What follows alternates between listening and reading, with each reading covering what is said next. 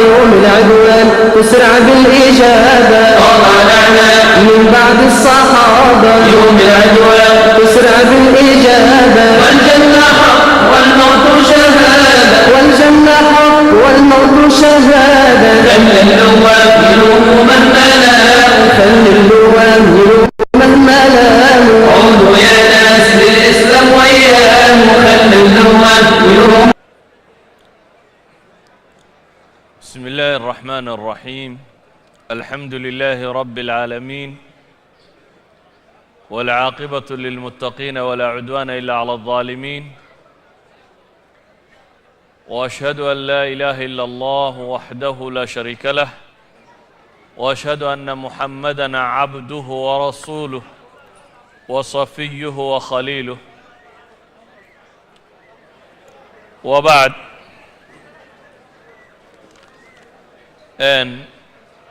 إخوتي في العقيدة،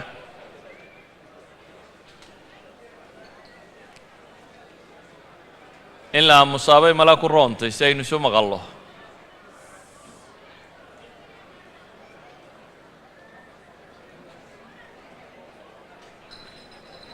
إلهي سبحانه وتعالى قرآن كوحينا قلت المامية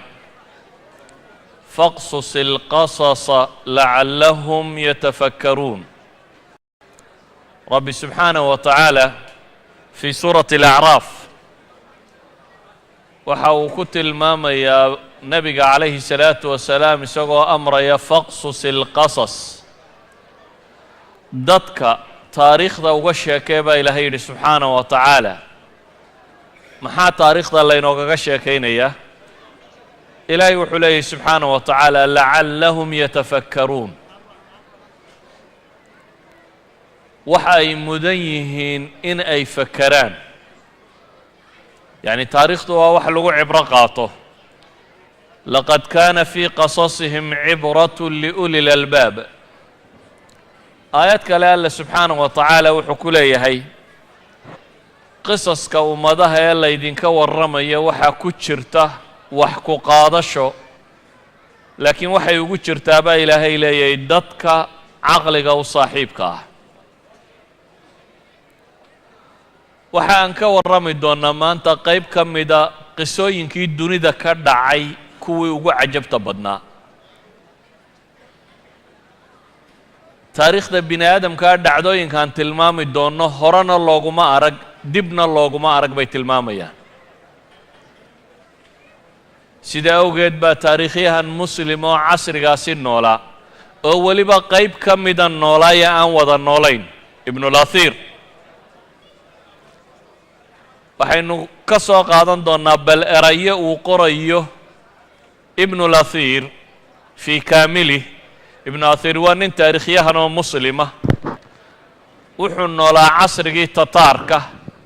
laakiin wuxuu noolaa qaybtii hore ee dowla alkhawaarzimiya iyo duminteedii, xataa ma soo gaadhin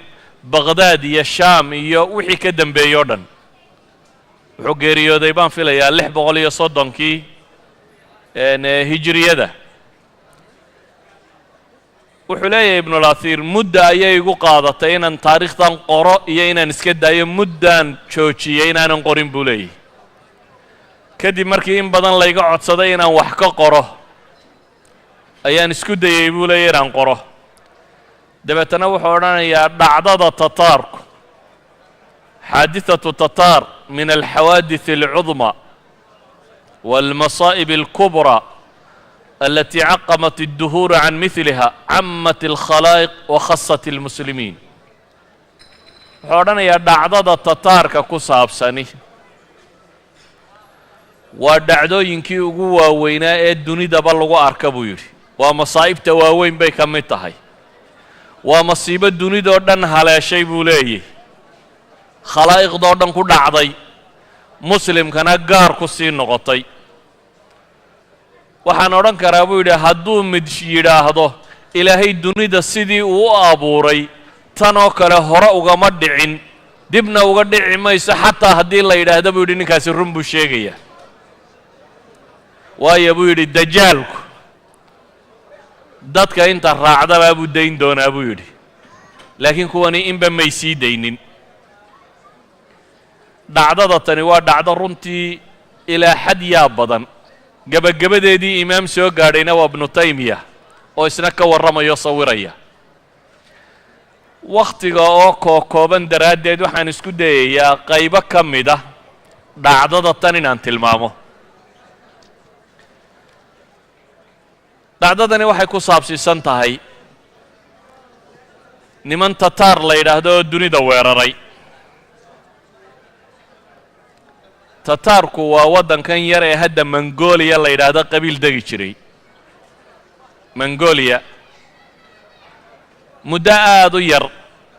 ayay waxay ku qabsadeen bariga dunidoo dhan wakhti aad u kooban bay waxay qabsadeen laga soo bilaabo jabaan iyo jina ilaa iyo poland inta ka dhexlay qabsadeen waa jabaan iyo jina laga soo bilaabo oo caalamulislaami lasoo dhex maro oo rushia oo dhan 7 milyan bay leeyihiin kilomitr square oo rushia la dul maro oo ukraine la maro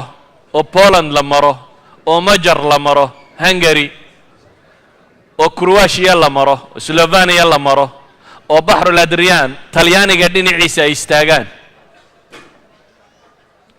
taariikhda bini aadamka wax sidaa intuu wax u weeraro intaa wakhti yar ku qabta lama arag bay leeyihin dhacdada tan waxa aan rabaa inaan uga warranno inaynu baranno wax ka baranno waxaynu ka baranaynana waxa ugu horeeya inaynu fahamno nidaaga rabbaaniga ee ah waa la jabay inaanu muslimku marnaba isku dhiibin ilaahay qur-aanka wuxuu ku leeyahay walaa tahinuu walaa taxzanuu waantum laclawna in kuntum mu'miniin ha niyad jabina baa ilaahay leeyahy subxaana wa tacaala ha baraq jabina ha niyad jabina oo ha murugoonnina haddaa mu'min tihiin idinkaa koraynaya baa ilaahay leeyahy subxaana wa tacaala dhacdada tan waxaan uga warramaynaa markaasi ma aha nacyiga muslimiinta ama geeridii muslimiinta inaan idiin sheego oo dabeetana dadka qalbiga inay wada madoobaato wax qalbiga madoobaynayaan ka warramaya laakiin waxaan uga warramayaa in la garto haddii la kufo in la kici karo taa haddii aan ka warramaya laga soo kacay waxa suurtagala wax ka dambeeyo dhanna in laga kici karo taariikhdan marka aan ka warrami doona waa qarnigii 7 ee hijriga qarnigii 7 ee hijriyada bilowgeedii weliba haddaan suurad kooban ka bixinno dhacdadan dad aad u tiro badan baa ka warramay qoraallo aad u tiro badanna waa laga qoray laakiin waxaan isku dayayaa mulakhas ka mid ah kitaabkan uu qoray doctor raghib asarjani 100 bayje ugu horreeya inaan maanta tijaabin karo dunida wakhtiga aan ka warramayno laba xoog baa ka jiray marka hore xoog waa caalamulislaami oo ka bilaabma jina galbeedkiisa ilaa iyo sbain inta ka dhex leh oo muslim haystaan jina galbeedkiisa yurub maxaa la yidhaahdaa eshiyada dhexo oo dhan middle eastka intan la yidhaahdo afrikada waqooyi ilaa iyo laga gaadhayo sbain inta ka dhex leh intaa waxaa haystay dowladdii weynayd ee islaamiga ahayd waa dhul aad u ballaadhan dad aad u tiro badanay deggan yahay awood aad u tiro badan leh aqoontii bini aadamkee waagaa taallayna hoggaaminaya marka xagga cilmiga laga eego laakiin waxa dhankaa u raacda dhanka siyaasadda ayaa mugdi weyni ka jiray waxay ahaayeen ummad kala qaybsan oo is-haysata oo aan isbixinaynin ood gobolba gobolka ku xiga weerarku joogto u yahay gobolba gobolka ku xiga weerarku joogto uu yahay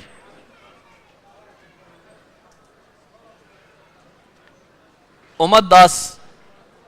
siyaasadda sidan u liidata ee sidan loo soo hungurayn doonaa wakhti yar ka hor guulo waaweyn bay dunida ka muujisay dagaaladii muslimka iyo crusadeskii reer galbeedka qoladoodii kristanka waday u dhaxeeyey waa wakhti yar baa ka soo wareegayba markuu salaaxuddiin guulaystay salaaxuddiin alayuubi 583 hijiriyada bay ahayd markii uu macrakatu xatiin dhigay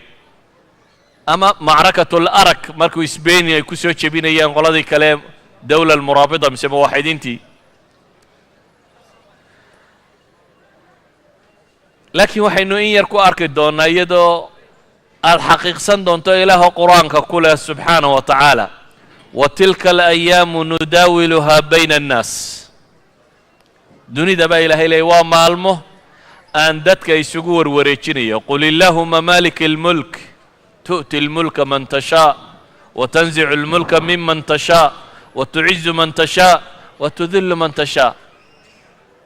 waxaynu arki doonaa rabbi cidduu doono inuu kor yeelo cidduu doono sharfo cidduu doonana dumiyo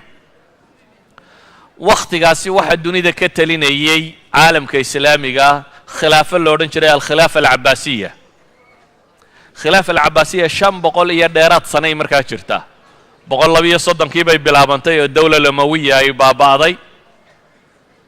kuwanina caasimadooda waxaa la qabsan doonaa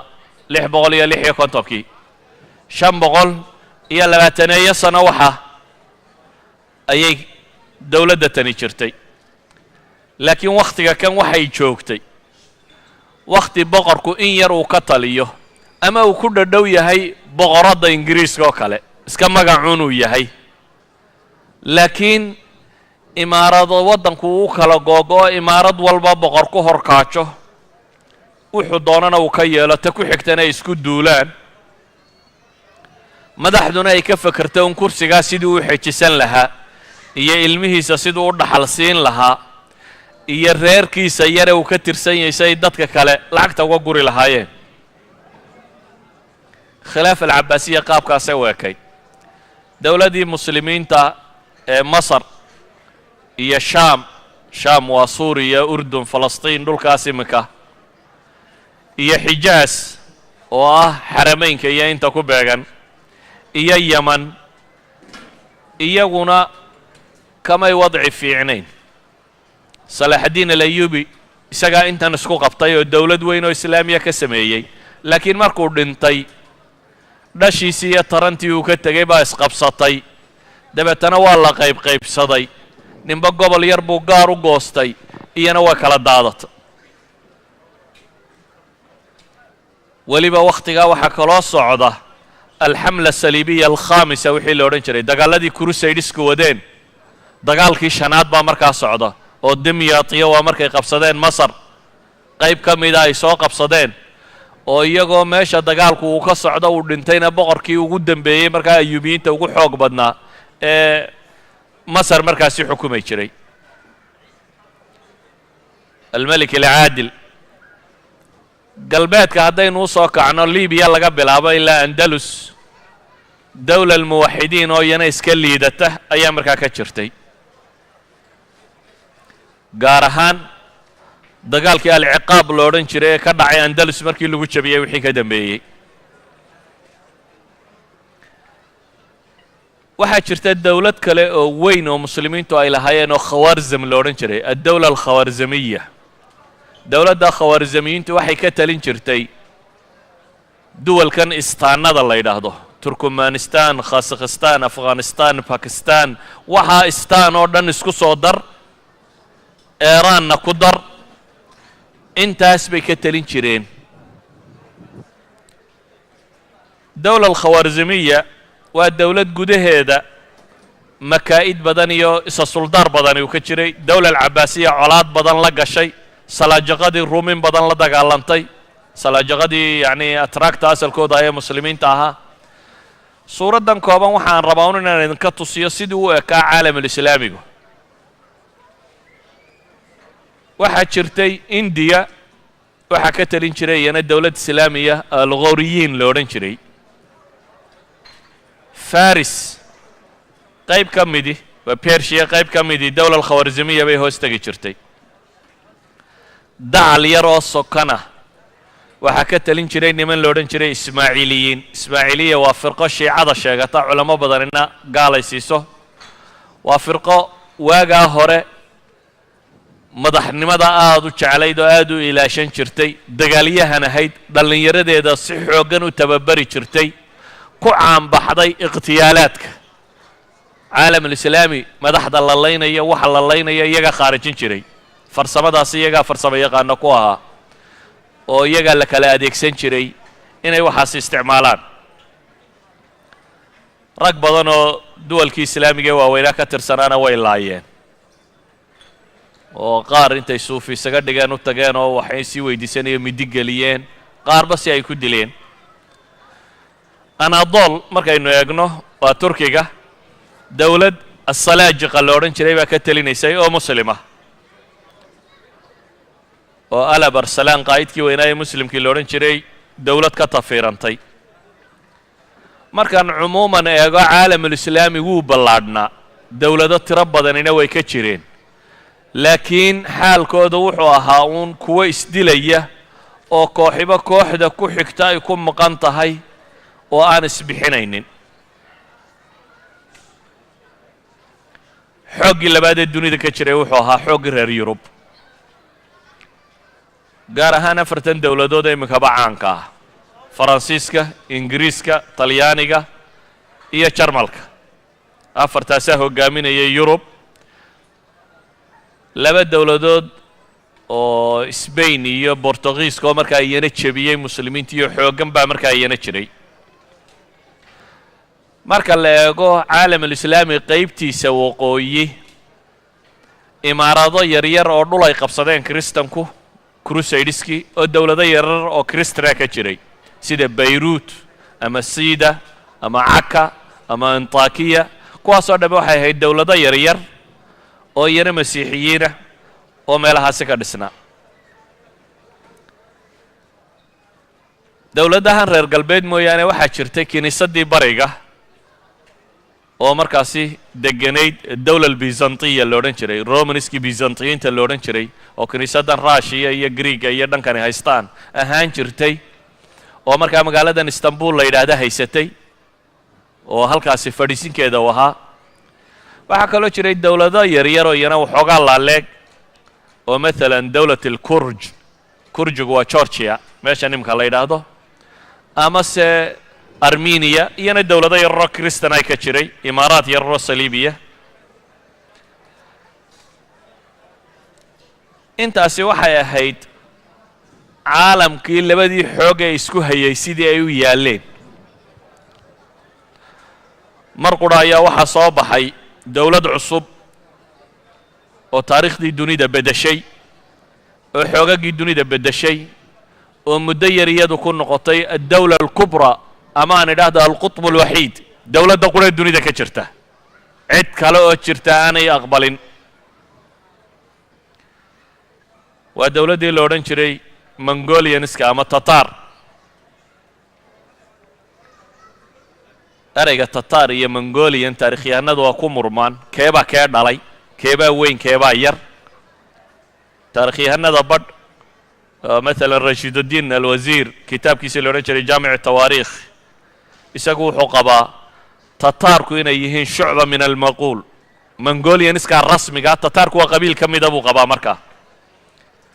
halka raagib sarjani iyo taariikhyahanna badan inay cagsiga u dhigayaan oo ay ka dhigayaan Mogoolku inuu asalka yahay Tatarka iyo Tarkiga iyo waxa kan qabaa'il badan oo kale inay markaa ka tirsan yihiin ala kullin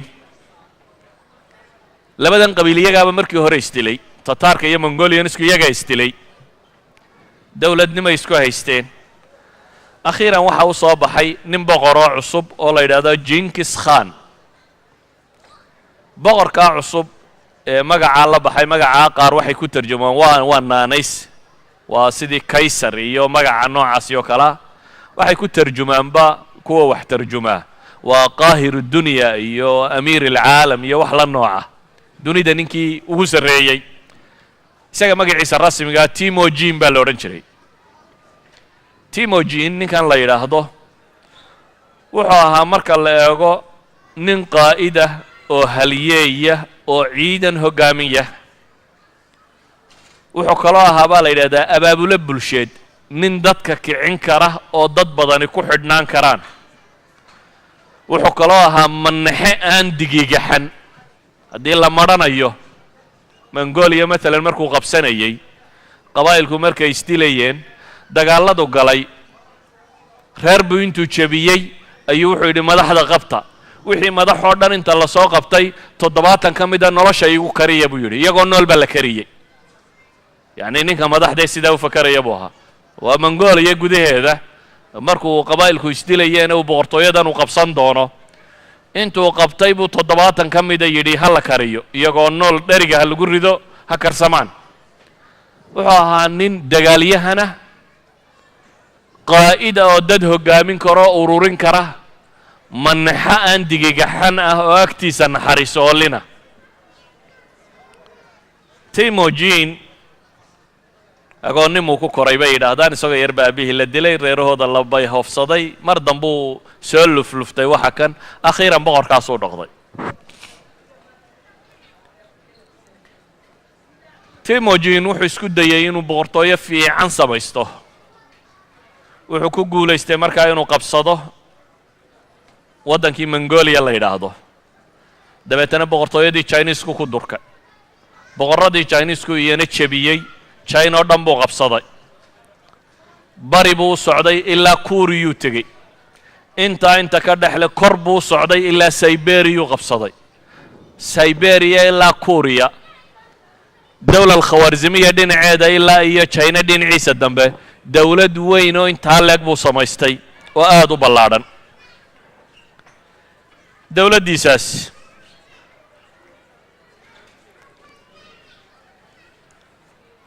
waxa uu u samaystay nidaam adag. wuxuu u sameeyey distoor la yidhaahdo alyaasiq aw ilyaasik. distoorkani wuxuu ahaa diimihii dunida yaallay ayuu midba wax ka soo qaadqaatay, dabeetana intuu isku dhafdhaftay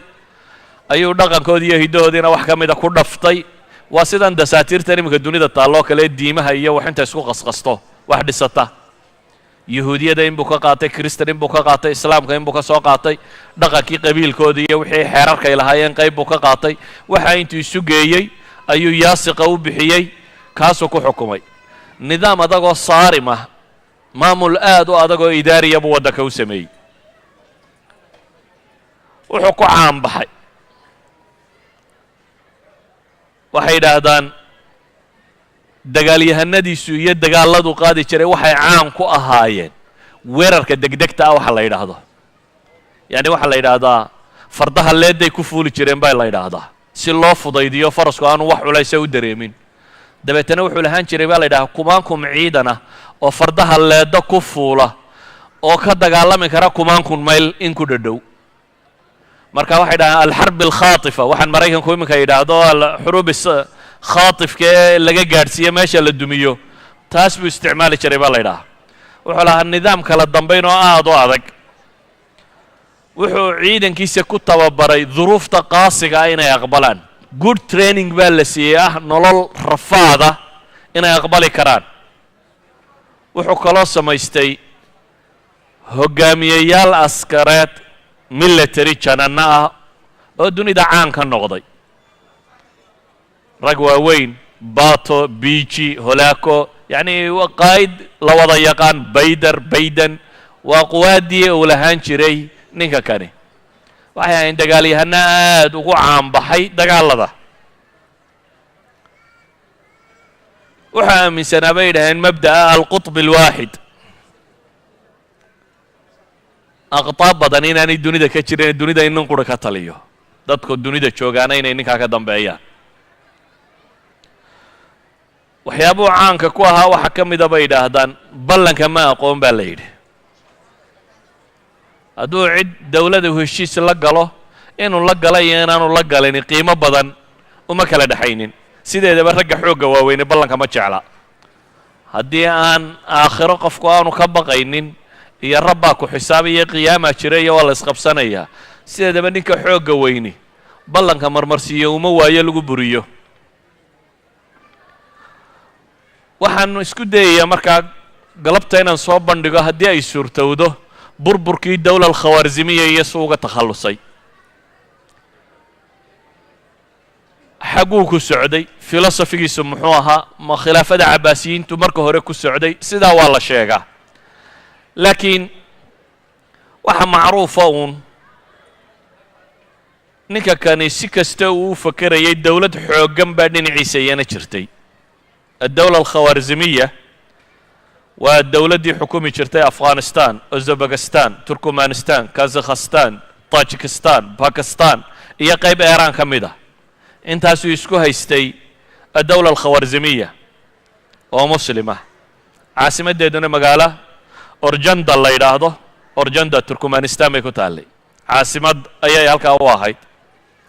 لبدا ودن وحكا دحيي حسن الجوار si nabadgelya in loo wada deganaado. Jankiskhaan laftiisu bariga xasilintiisa iyo dawladdiisa dhisideedii ayuu mashquul ku ahaa. China iyo de Korea iyo indha yaroo dhan inuu ka takhalluso. laakiin waqtiyada ka mida unbaa waxaa dhacay waxaan laba filaynin, isna marmarsiiya u noqday. waxaa dhacay dawla alkhawaarzimiya magaalo Otrar la yidhaahdo oo bariga ku taalla xagga China u dhow. ninkii xaakimka haystay labada dawladood maadaama heshiiskani uu jiray, tujaarada ayaa si fiican ugu kala socotay, baac mushtarkaa mari jiray. xaakimkaasaa wuxuu qabtay tujaar Mongolianisa, tujaar Mongoolkii ka mid ah ama Tataarkii ka mid ah. dabeetana tujaartii oo dhan buu laayay. waa ballan furiyo sida u taalla. taarikhyahanadu sababo badan bay sheegaan. qaar baa idhaha jawaasiis bay hayaan, qaar baa idhaha maye isagaaba cid hoosta ka laysa u soo diray. waxaasi waa iska mala awaallo. qaar baa idhahdeen radin baa jirtay oo marka hore iyagu wax boobeen dabeetana waa loogu abaalguday. waxaasoo dhan waa wax iska qaldan. bale waxaan odhan karnaa waxay khilaafsantayba xadiidkii nebigu abu daawuud xadiidka warinayay sheekh alalbani xasan ku tilmaamayo ee uu nebigu yidhi calayhi salaatu wasalaam dacu lxabasha maa wadacuukum watruku tarka maa tarakuukum. waa xadiid xasan oo nebiga ka sugan. nebigu wuxuu yidhi calayhi salaatu wasalaam war xabashida iska daaya inta idin daynayso. xabashidu inta ay idin dayso idinna iska daaya. waxaa kale uu nebigu xadiidkaasi ku tilmaamay dadka tarkiga la yidhaha ama turkiga la yidhaahdaa. turkigu waa qabaa'ilkan bariga oo dhammi ciddii ay ka soo jeedeen markaas. ma aha atractan oo qura. atractan ee asalkii iyana xaggaasay ka yimaadeen. taarikhyahanadu waxay dhahaan kuwan oo dhammi tarkigaasay ku jiraan. watruku tarka maa tarakuukum. ma dhicin. jinkis khaan waraaq buu soo diray. وبورتويد خوارزم محمد بن الخوارزم شاه ninkii la odhan jiray madaxda ka ahaa uu soo diray isagoo la nimankii laayay tujaarta gacanta halayga soo geliyo. boqorkan qaybta muslimka haystaana wuxuu yidhi maya annagaa maxkamadaynayna. haddii ay jirto xagga iyagaa lagu maxkamadaynaya. waa sida taarikhyahanada qaar sheegaan. dabeetana umay cuntamin. jinkis khaane wuxuu yidhi cid buu soo diray, wuxuu yidhi ha la soo dhiibo. boqorkii xaggan haystayna boqor dhul badan qabsaday oo laftiisa aan isbidistu ku yarayn buu ahaa. ninkii uu soo dirayba wuxuu yidhi isagana ha la dilo. awal waxaa la isku haystay rag tujaaroo la laayay oo halay keeno iyo halka ha lagu xukumaa la isku hayay oo tii afghanistan oo kale. dabeetana waxaa la yidhi maye kiina wuu dilay. jinkis khaan marka kan wuxuu u diyaar garoobay markaa dagaal. waa iclaani xarb. labadii dowladood dagaal baa loo diyaar garoobay. jinkis khaan ciidan aad u tiro badan buu soo kaxaystay. محمد بن خوارزم شاه ninkan la yidhaahdee dowladda tan xukumaana isna ciidan buu soo urursaday. magaaladii Arjanda wuu ka yimi, isna bariguu soo kacay. laba ciidan oo aad u tiro badan baa la iskala hor yimi waxa la isugu yimi webiga siixoon taariikhyahanada muslimku ay yidhaahdaan sardaariya qolada kalena ay ku tilmaamto waa dowladdan kazakhstan la yidhaahdo dhex mara goobtaasaa labadii ciidan isugu yimaadeen dagaal adag baa dhex maray muslimiinta oo qura 20,000 baa ka geeriyooday baa la yidhaahdaa dagaalka kan 20,000 oo muslima ayaa lagu waayey tataarka ama mongolianiskana waxaa la yidhahdaa in ka badan ayaa iyagana ka dhimatay 4 maalmood baa la isjafayey oo dagaalkani socday dabeetana markii uu dagaalku adkaaday ayaa dib loo kala yaro gurtay labadii ciidan dhimashadii baa ku badatay dhaawacii baa ku tiro batay dib baa loo kala gurtay wakhtigii dib loo kala yaro baxay ayuu boqorkii moxamed ibnu khawaarzam shaah wuxuu u fakeray fikrad qaldan taktiik qaldan ragga badhna waxay yidhahdaan akhlaaqiyan qaldan oo ah inuu insixaab sameeyo goobta inuu ka guuro dabeetana cawaasimta magaalooyinka waaweyn inuu ciidamada dhigto oo ilaashado isaga iyo ciidankiisa inta ugu badanina caasimaddii inay ku noqdaan caasimaddii markaa galbeed waqooyiyo fog bay ka xigtaa meesha la isku dilaya waa ka durugsantay ciidankiisii dib buu u kaxaystay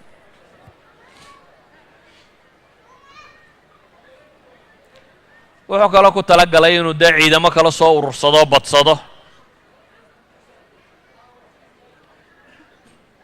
laakiin waxaa jirta isaga iyo muslimka ay isugu dhow yihiin colaadaha dhex taagan iyagana khilaafa alcabaasiya xaggeeda ciidan kama helayo dowla salaajiqa waxba kama helayo gawriyiinta waxba kama soo helayo طaa'ifa alismaaciiliya waxba kama helayo hareerihiisa duwalka ka xiga la iskuma fiicna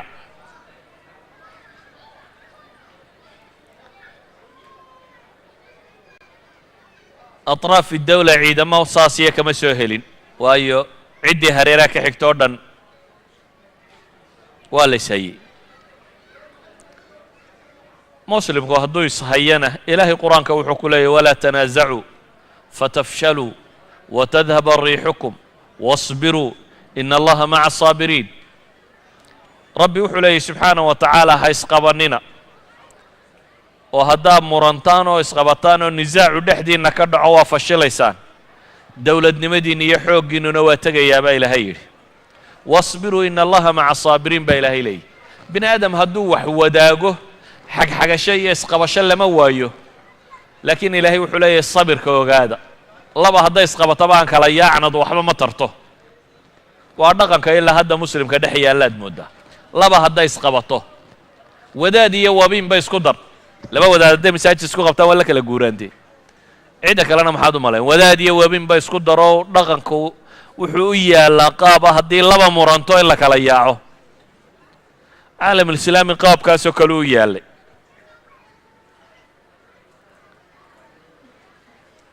bale inay iscaawiyaan daaye dagaallada tataarku marka ay yaro damaan iyagaa weerarka isku sii qaadi jiray midba ka kaluu is odhan jiray inta aad wax ka sii xoraysatid nebi moxamedna calayhi الsalaatu wasalaam axaadiista ka sugnaatay ee saxiixu muslimka ku taalla rabbi markuu wax weydiistay ilaahay wuxuu u ballan qaaday inaanu ummadda muslimiintaa cadow ka xoog bata oo bannaysta walow dunidoo dhammina haysu tagtee inaan marnaba alla ku sallidaynin ilaa iyo inay iyagu yihiin kuwa isjafaya ee iniba inta kale gumaadaysa mooyaane waa xadiid nebi moxamed ka sugan calayhi الsalaatu wasalaam boqorkani wuxuu ka fekeray markaa carruurtiisii iyo reerihiisii iyo ciidankiisii iyo wixiisii inuu aad u ilaashado oo aan dhibta badani soo gaadhin haddii uu ciidamadii meeshii kala baxay jenkis khan maxaa laga rajaynayaa marka hadday u bilaabantay shaqadiisii rasmiga ahayd marka jenkis khan ciidamadiisii buu soo dareeriyey uzbekistan buu soo galay wuxuu yimi cawaasimta muslimiinta wakhtiga kan dunida magaalooyinka ugu waaweyn ah yacni taariikhdii hore marka la eego dowladahan reer galbeedka iyo caasimaadkoodu waa shalay bayaanku odhanaya indiya goormu tegayay ingiriisku waa ku axad britaniyin ka soo warramaya wuxuu yidhi magaalo ku taalla indiya muslimiintu markay xukumaysaya murshadabaad baa la yidhahdaa ayuu tegey markaasuu wuxuu soo diraya uu leeyahy murshadabaad baa ka weyn london kana dhaqaalo badan kaliba oday kaloo faransiisaa tegey markaasuu yidhi magaalaan tegey godadkii dahabkee dunida aad moodday inay iyada to lagu guray idan shalay ahayd baris iyo london iyo waxa kani cawaasimtii dunida wakhtigaa ugu waaweyneed kuwaasi muslimku degan yahay buu ahaa bukhaari markaa waxay ka mid ahayd magaalooyinka ugu waaweyn 616 hijiriyada markay maraysay ayuu ku sameeyey xisaar magaaladii buu la go'doomiyey magaalada waxaa jooga ciidan badan oo ninkii kaga tegey ciidamadii uu qaybqaybinayo meelahan kaga tegay ciidan badan baa jooga laakiin dadku qalbigay ka dagaalamaane qofku hadduu qalbiga ka jabo waxaad mooddaa inaanu wax badan iska celinin waxay dalbadeen dadkii meesha joogay iyo wixiiba inay isdhiibaan laakiin muqaabil ilamaan calanka cad baanu taagaynaa laakiin nabadgelyo hana la siiyo dadkii badh baa caynkaa yidhi badhna waa diideen magaaladii markay isqabatay qolole aan isdhiibno ciidankan intaan leeg boqorkeenniba tegiyo iska celin kari mayno iyo qolana aan isdifaacnay noqdeen waxaa xoog batoo tiro batay qoladii lahayd aan isdhiibno qoladii lahayd aan isdifaacno qalcad weyn oo magaalada ku dhex taalla ayay galeen dabeetana ciidanka intii qalcaddaa gashay waxaa ku darsamay culammadii iyo fuqahadii iyo dadkii waxgaradka ahaana qalcaddii bay ugu tageen dadka intii ugu tirada badnaydna waxay idhahdeen ma tataar baa la iska celin karaya aan isdhiibno waa isdhiibeen jenkis khan dhaqamadiisii u yaqaanu markaa ku dhaqma qoladii isdhiibtay wuxuu yidhi ammaan baan idin siiye maxaan samaynaynaa markaa qolada kalean weeraraya albaabaday u fureen magaaladii buu soo galay qoladii isdhiibtay wuu iska daayey wuxuu yidhi idinku rag fiican baa tiina waa isdhiibteen haddaba dagaalkaynu wada gelaynaa qolada kale ayla weeraraysaan waxaa bilowdaan dhufaysyada iyo khanaadiqda iyo waxaan ay qoteen iyo meelaha kan idinkaa kala garanaya ila dumiya muslimkii xagga kani waxay u eegyihiin muslimkii deganaa maxay afghanistan waqooyigeeda iyo akraaddii ciraaq iyo shiicadii ciraaq baabkii oo kale weeyaan waa lala jafay markii la jafay 10 maalmood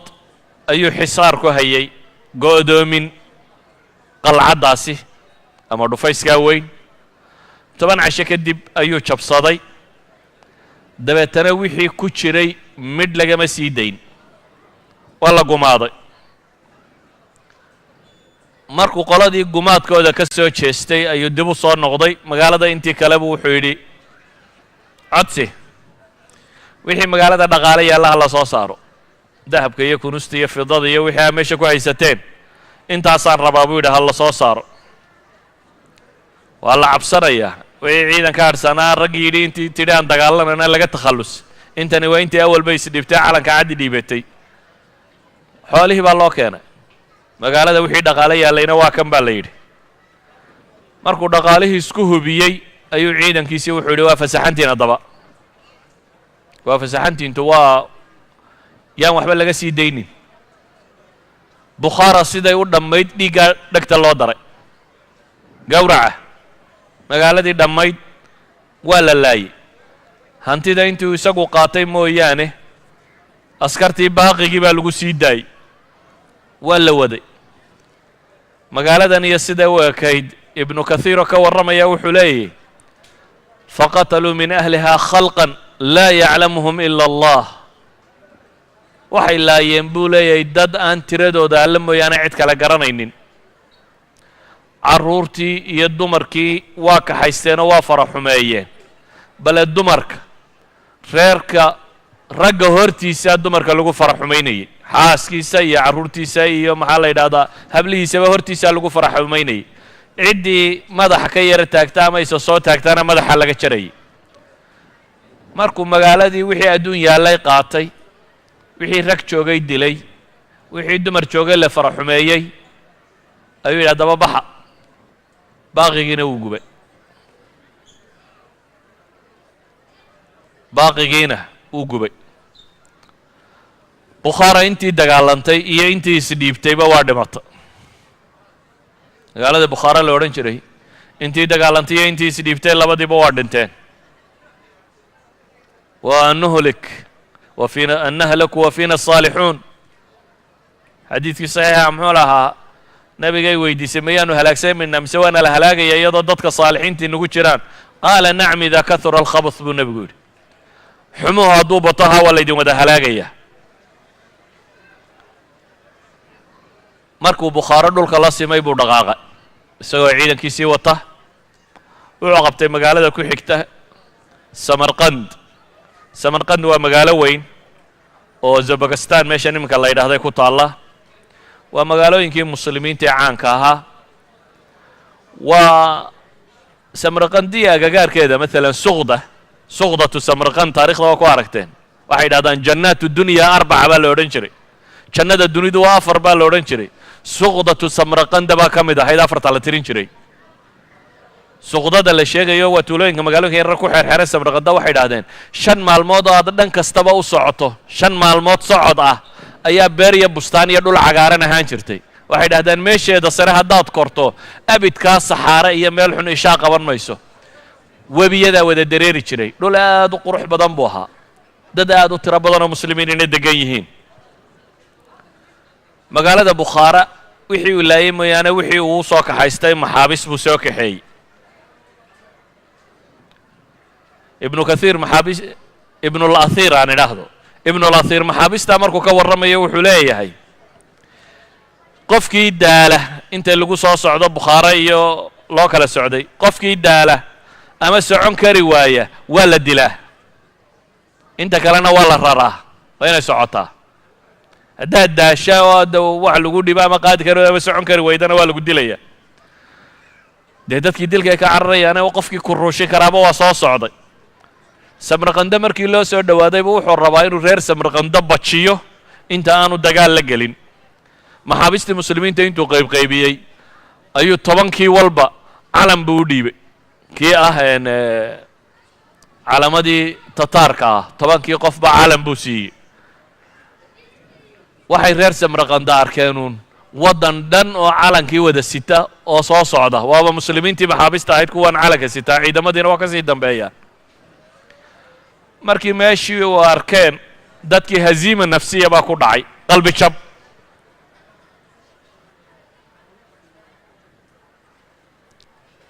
maxaabistii wuxuu ku qasbay inay dagaalamaan, haddii kale waa laydin laynayaa buu yidhi. ciidankiisa qoladii gamuunlayd ahayd ama waxganaysayna wuxuu yidhi nin walba maxbuus qabso, kaxayso, gaashaanku waa isaga isu dhig, dabeetana gamuunkaagana rid, kanna ku beegnow, hadduu nuuxnuuxsadana gowrac. waxaana yidhahdaan shield bashariya, yacni dad lagu gabbado ayuu baaqigiina ka dhigtay. magaalada dacalkeedii markuu soo gaadhay si magaalada loo argagaxgeliyo, wixii intaasoo dhan ka soo badbaaday magaalada dacalkeedii markii uu yimina wuxuu idhi ku hor gowrac magaalada. baaqigiina halkaa birta lagu mariyey. reer samarqanda markaa naftii baa isugu timi. reer samarqanda naftii baa haysata.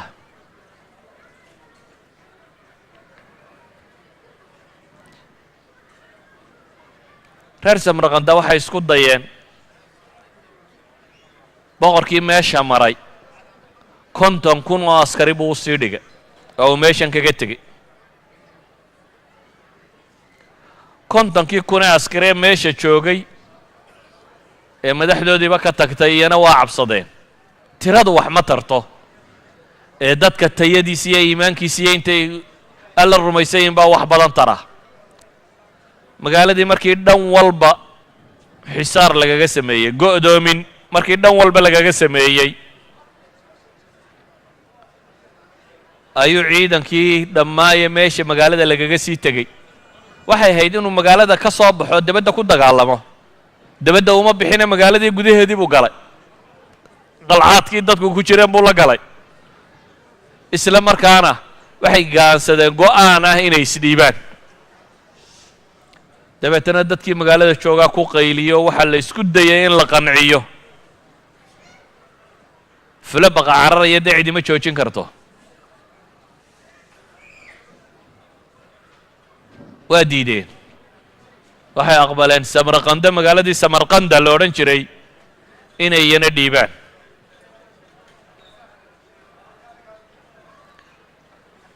dadkii markuu sidaa arkay culammadii iyo dadkii baa wada hadlay waxaa la yidhi war kuwani askarna maa cidinayna difaaci maysa aan isdifaacno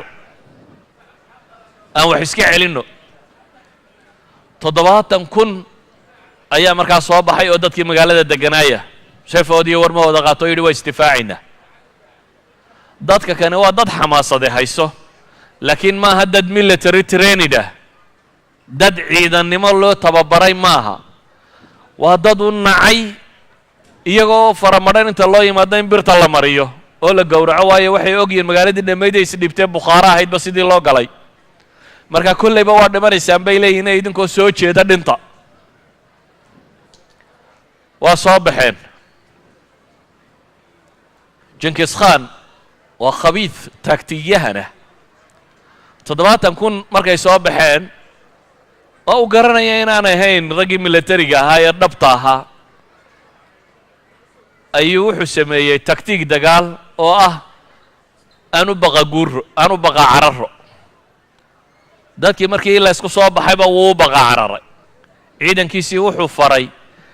inay baqa carar sameeyaan baqa cararku waa inaad iska dhigto sidii nin jabay oo cararaya oo tegaya laakiin xeelad dagaal buu wadaa ma rabo waa soo baqa cararay dadkii awalba xamaasadaysanana waxay islaahayeen wallahi waa kaa gaalka idiin jabay seeftaa lagala daba cararay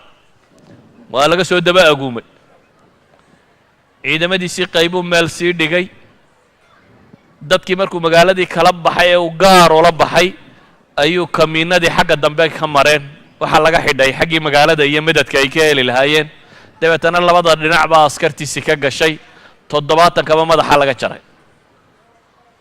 70,000 ee soo baxay 70,000ba madaxa laga jaray dufca waaxida mar keliya 70,000 oo reer samarqanda ah oo intoodii iimaanku uu ku jira wax isbaday ah iyagana la gumaaday maxaa soo hadhay magaaladii buu ku soo noqday markaasi oo go'doomiskii buu ku bilaabay ciidankii 50,000 ee war dagaalama looga taag waaye gudaha ku jiray jinkis khan bay la xidhiidheen waxay idhahdeen waa isdhiibaynaa laakiin nabadgelyana sii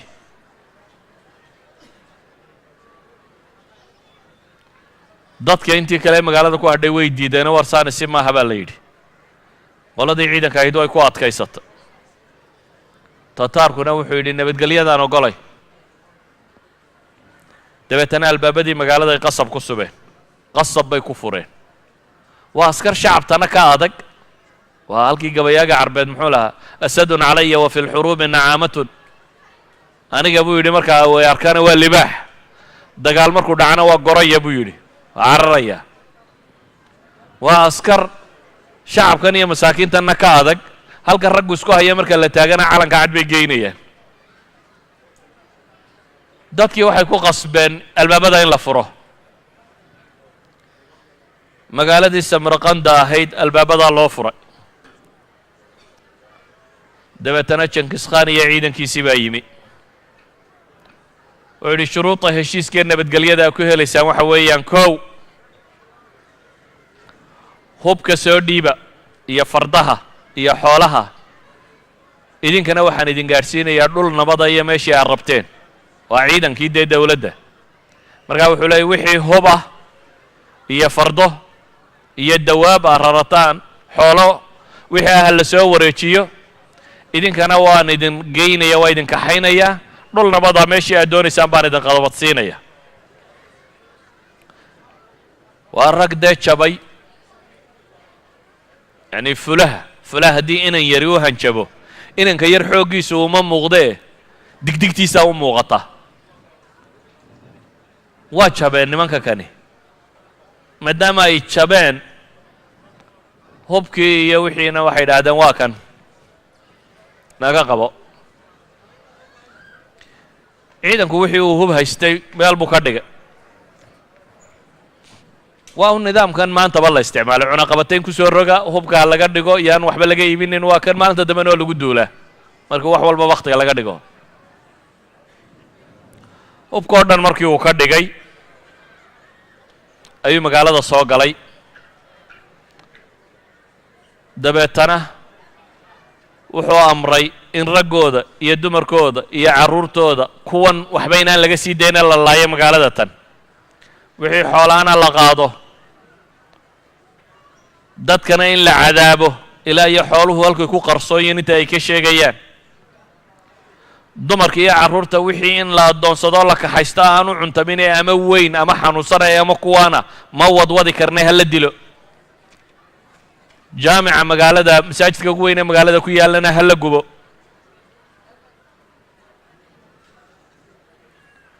Genghis Khan magaalada tan dhulku la siba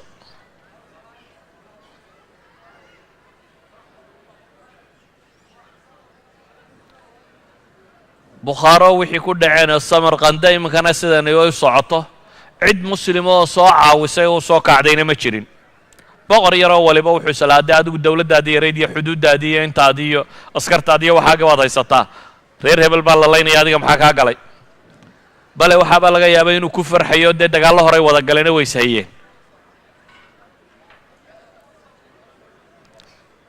waxbaa la yaamin waa waxa maanta dunida ka socda une falujaa la liqaya inta kalaa daawanaysa falastiin baa la liqaya inta kalaa daawanaysa waa nafsi shay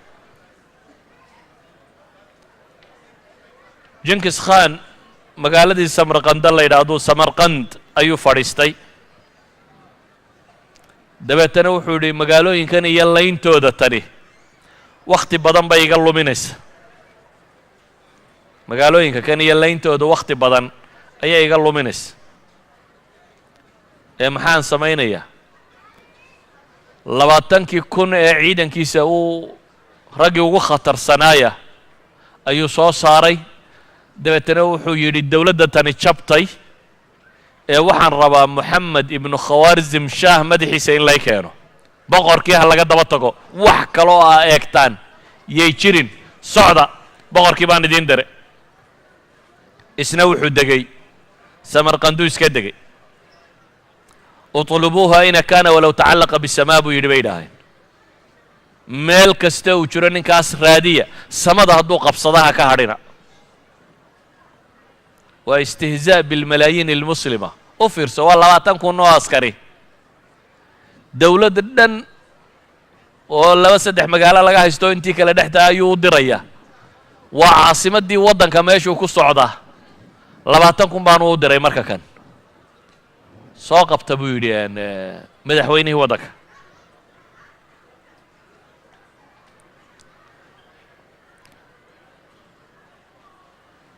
ninkii moxamed ibnu khawaarzam shaah ahaa waa kii cararay magaaladiisii orjanda lo odhan jiray buu tegey wixii uu ciidan urursan kara u urursaday meeshii buu isu joogay wakhti yarba intaan la joogin waaba tataarkii oo xiimaya muslimkii oo dhan soo dhex jeexay organda maraya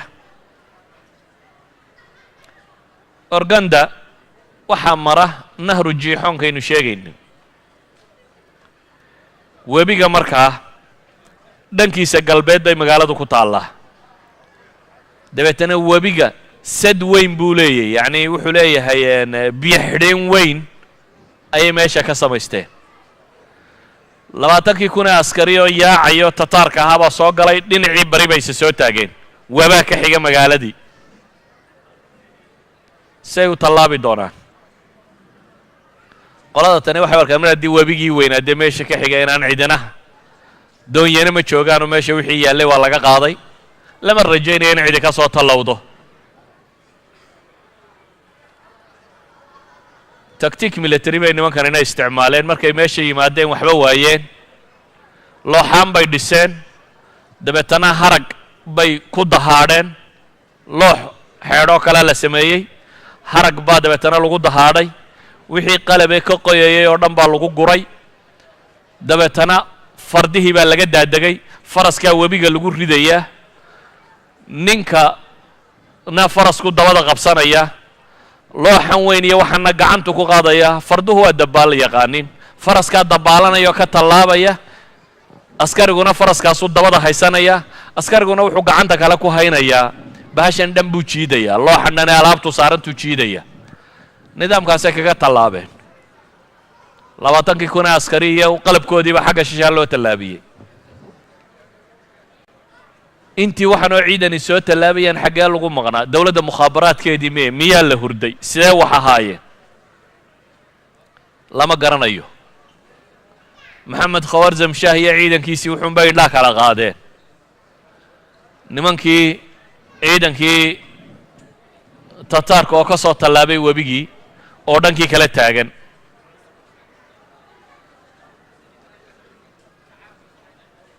maxamed khawarzam shaah markuu ogaaday in lasoo tallaabay koox ciidankiisii ka mida iyo waxbuu kaxaystay waa dhaqaajiyey waa ka baxay magaaladii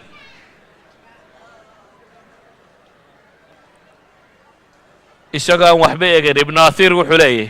waraxala moxamed khawarzam shaah laa yalwi calaa shayin fii nafarin min khaasati cidna isagoo aan dib u eegin waxoogaa yaro kooxdiisii u kaxaystay dabeetana wuu baxay wuxuu qabtay nisabuur nisabuur waxay ku taallaa koonfurta arjanda ayay ku beegan tahay maadaama uu cararay ciidankiina madaxdu de hadday kaa carartay ciidanka intii kalena waa iska kala yaacday laakiin 20,000 ee askari nidaam ayuu ku soconayay ninka jinkis khaan la yidhaahdaa awaamirta sideeday u fulinayaan ma odhan magaalooyin gala cid qabta aniga ninkaa ii doona bay yidhaahdeen ciidankii markuu kala yaacay ninkiina uu baxsaday magaaladii may eegin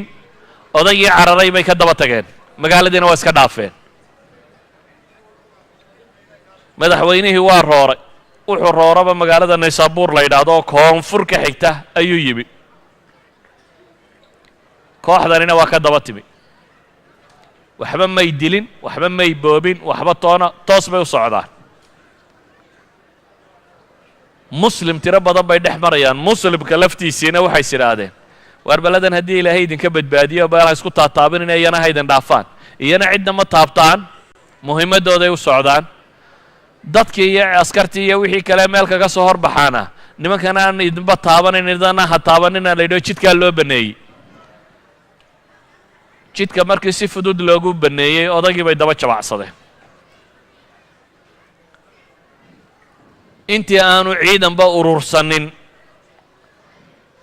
ayaa warku soo dhacay ee odhanaya naysaabuur nimankii waa dul taagan yihin 20,000 ee askar oo xiimaya naysaabuur bay joogaan markuu warkaa maqlay madaxweynihii waxoogaagiisii intuu urursaday ayuu maazandaraan magaalo la yidhaahdo taw ugu siiyey waa ka baxay tiina waa eeraan oo magaalo ku taalla naysaabuur markayse soo taageen baa la yidhi madaxweynihii waa baxay kumay weecan magaaladii odaygii bay ka daba tageen magaaladii iyana waa iska dhaafeen madaxweynihii sidii u ordayey wuxuu soo galay magaalo rayi la yidhaaho waa dhanka bari buu markaa uga kacay markii hore arjanda buu ka yimi naysaabuur oo koonfuruu yimi bari buu u jeexay haddana wuxuu qabtay markaa magaalo rayi la yidhaahdo ray markuu yimi ayaa loo sheegay nimankii inaanay magaalooyinkiiba ku hakan cidna laynin ay daba socdaan waa dhaafay iyana hamadaan buu usii kacay waa magaalo kale oo eeraan ka mida iyana nimankii tataar waa yimaadeen waxaa la yidhi duqii hamadaan buu ugu tawsiiyey waa ka daba shubeen magaaladii iyana kumay weecanin waxa ay magaalo marayaan ciidamo muslimiina jooga dad muslimiina jooga waa ummad muslima waa madaxweynihii ninkan la eryaya laakiin baqihii dadkan galay iyo warkii labadaa magaalo dadka siduu u soo gaadhay cidiba xaggan faraha u fiiqi mayso waa loo baneeyey jidka iyana waa ka daba tageen hamadaan isagoo jooga ayuu maqlay nimankii haddana inay weli soo socdaan rayi buu ka soo baxay hamadaan buu joogaa maazandaraantu markii hore ka yimi ayuu dib ugu kala fireeyey maazandaraan buu dib ugu noqda iyana waa ka soo daba laabeen wuxuu maqlay nimankii haddana in yar bay kuu soo jiraan waa carara madaxweyne waddankiisii weli hide and seek cayaaraya maxaa la yidhahdaa baashan dhuumashada iyo soo helitaanka waa baxsada baxsadkii wuxuu qabtay gobolkan la yidhahdo tabristan waa gobolka ku xiga ghazwiin baxru ghazwiin baddan yar ee ghazwiin la yidhaahdo gobolka ku xiga muslimiintu degi jireen baa tabristan la odhan jiray gobolkaasuu ta ugu siiyey dabeetana waa ka soo daba baxeen wuxuu gaadhay badda markuu tegey ayuu doon fuulay dabeetana gasiirad yaroo badda barhtankeeda ku taalla ayuu degey siday u soo eryayeen bay xeebtiisa soo taageen nasiib darro dee wuu ka baxsaday iyo nasiib wanaag midaytay garan maayo boqorkii lama hayo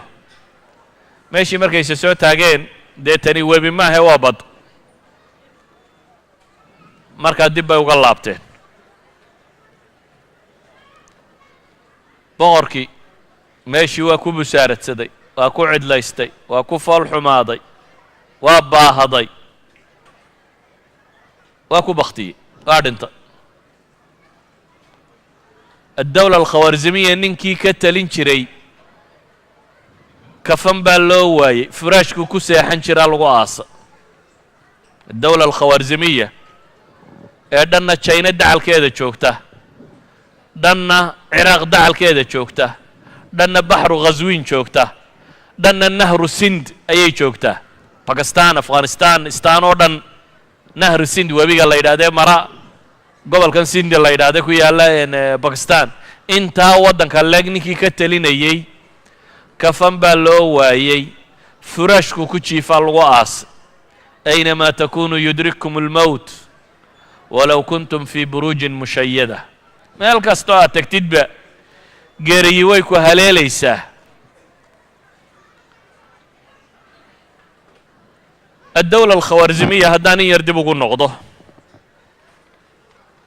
moxamed ibnu khawarzim shaah wax cajiibaa ka arki doontaan maddaan isaga taarikhdiisa in yar ka warramo 21 sannadood iyo weliba bilo ayuu waddankaasi ka talinayay 21 sane uu ka talinayey boqortooyadiisu way sii ballaadhanaysay boqortooyooyinkii yararaa ee agtiisa ka jiray oo dhan wuu baabi'iyo isagu isku soo hoos daray min ciraaq ilaa turkistantan hadda uu qaybta haysto china ilaa ciraaq inta ka dhexlay dowladdani ahayd afghanistan buu xukumi jiray qayb indiya ka miduu xukumi jiray sajastan buu xukumi jiray maxaa la yidhahdaa karmaan oo bakistan qayb ka mid ah buu xukumi jiray tabristantaynu ka warramayno waxaasoo dhana buu haystay ninkan xaalkiisu siduu ahaa ninka kani shaksi ahaan cibaadiya maamulba uu ku fiicnaa baa la yidhahaa bal u fiirsada waa wax cajiiba arki doontaane waxay yidhahdaan wuxuu ahaa nin sabir badan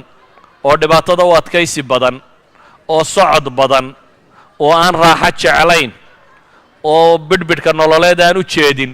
laakiin madaxnimo hunguriyu hayo madaxnimada aada ugu adag boqortooyadana ilaashada shakhsiyadiisa qof ahaan waxay ku sheegaan inuu ahaa nin cilmi lahaa oo culammada sharfi jiray oo cilmiga jeclaa oo majaalistiisa cilmiga la fadhiisan jiray oo ahlu cilmiga ka barakaysan jiray oo la noolaan jiray oo haddaa xaggeeda inkaartu kaga dhacday isagu shakhsi ahaan waxaa la leeyahy nin cibaadaysto caynkano caynkana buu ahaa maamul ahaan waxaa la leeyahy nin dowladdiisiiya waxaan ilaaliyo si fiican u maamulo buu ahaa. waxay idhahdeen mashkiladiisu wuxuu ahaa siyaasi hinaasiya buu ahaa, madaxa in cid kale kor u qaado baanu ogolayn, keligii talis, keligii inuu taliyo. walidalik ayaa ibnu lathiir wuxuu leeyahy وكان قد استولى على البلاد وقتل ملوكها وأفناهم وبقي هو وحده سلطان البلاد. يعني wuxuu tilmaamayaa ninkani buu yidhi dhulka oo dhan buu qabsaday, boqorradii kale iyo madaxdii kale oo dhan buu laayoo gumaaday, keligii baa meesha u hadhay.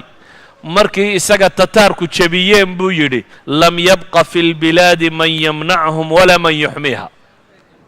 haddaan si kale u tilmaamo waxa weeyaan aniga mooyaane madax kale yay jirin buu taagnaa, madaxdii kale iyo wixii kaleo dhan buu dhulka la simay isagu markii uu jabay.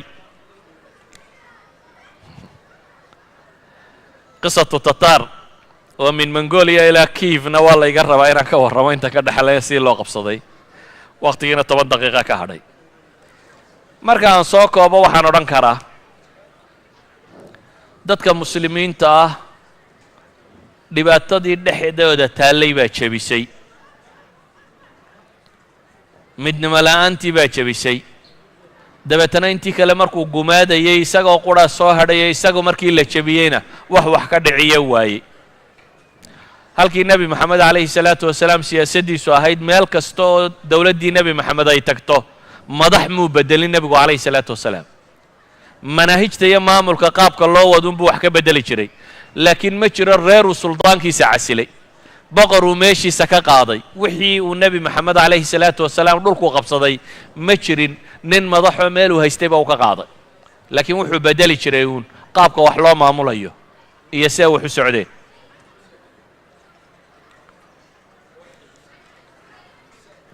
ciidankii yaraa ee 20 kun ahaa dib bay u soo laabteen. ciidankaas iyo samarqanda 650 kilomitir baa u dhexeeya intay jareen ee ninka ay eryayeen. caalamka muslimka ee ballaadhan bay iska soo dhex marayaan iyadoon cidina taabanaynin, waayo muslim nafla baan marka meesha joogin. waxay ku soo noqdeen magaaladii mazandaraan la odhan jiray, dabeetana magaaladii bay qabsadeen iyadoo magaalo xasiin ahayd. mazandaraan waxay ka mid tahay magaalooyinkii aan cahdigii cumar markii bershiya uu furtay oo dhan mazandaraan muslimiintii saxaabadu way furan kari waayeen. waxaa la yidhaahdaa waxaa la furtay casri lumawiyiin, maxaa la odhan jiray sulaymaan ibn cabdilmelik wakhtigiisii baa la furtay. yacni magaalo qalcado aad u adag labay ahayd. haddana dadku markuu qalbi ahaan jabo 20 kun ee ninkaa soo waayey baaba soo cagmariyey, ayaa gacanta soo mariyey. mazandaraan iyagaa qabsaday, dabeetana dib bay u soo noqdeen. waxay ku soo wecdeen magaaladii ray la odhan jiray. ray markay ku soo socdeen dhexda waxay ka soo heleen ninkii madaxweynaha ay eryayeen hooyadii iyo waxoogaa carruurtiisii iyo dumarkiisii ka mida bay meel dhexe ka heleen. intiina intay maxbuusnimo u qabteen bay u direen. waa 20 kun waxaan sidaa wax u wadaa. maxaabiis intay ka dhigeen bay waxay u direen jinkis khan. magaalada rayi bay yimaadeen. markay rayi yimaadeen iyana cagtaa la mariyey. tuulooyinkii ku dhadhowaa baa la yimi, iyana cagtay soo mariyeen. waxaa la yidhaahdaa khaswiin magaalada la yidhaha markay yimaadeen 40 kun oo qof bay madaxa ka jareen. waxay soo galeen azerbaijan, gobolkan la yidhaahdo azerbaijan bay iyana cagta mariyeen. magaalo tabriiz la yidhaahdo bay yimaadeen. tabriiz waxaa haystay bay yidhahdaan nin madaxoo khabriyo cabiska ahaan jiray oo ozbik ibnulbahlawaan la yidhaahdo. lacag iyo maryo iyo waxbuu kala hortegay. waa 20kii. dabeetana wuxuu yidhi ammaanna siiya intaan qaato. waa ka aqbalayna waa iskaga tageen. waxay yimaadeen magaalo tabriiz la yidhaahdo. reer tabriiz waxay yidhahdeen dagaal baanu ka xignaa. dagaal bay u soo baxeen, jihaad bay iclaamiyeen. qolada tani waa khatar bay yidhahdeen ayna dhaafiya. waa iska dhaafeen. armeniya iyo georgiya bay tageen, cagtay mariyeen. waa dhaafeen. waxay tageen magaalo la yidhaahdo qabiilkan kurjka la yidhaahdo. kurjigu waa kuwan iminka georgiyanka la yidhaahdo. cagtay mariyeen waa kristan qabiil ah iyo wathaniyiin bay isugu jireen kuwaasna cagtay soo mariyeen magaalada Tbilisi la yidhaahdo ay cagta soo mariyeen waa soo dhaafeen sanadkaasi ah 617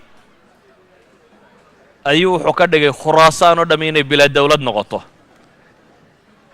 khuraasaan iyo khawaarizm labada gobol ee la yidhaahdo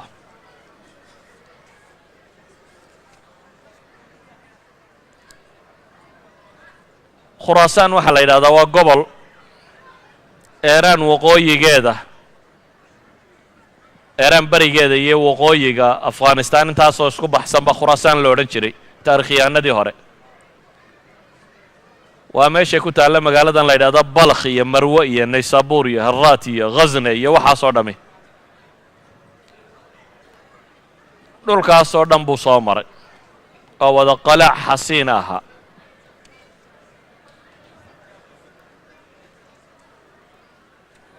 maadaama wakhtigu iska gebageba yahay bal maanta halkaasaan ku joojinaya wallahu aclam wabillahi tawfiiq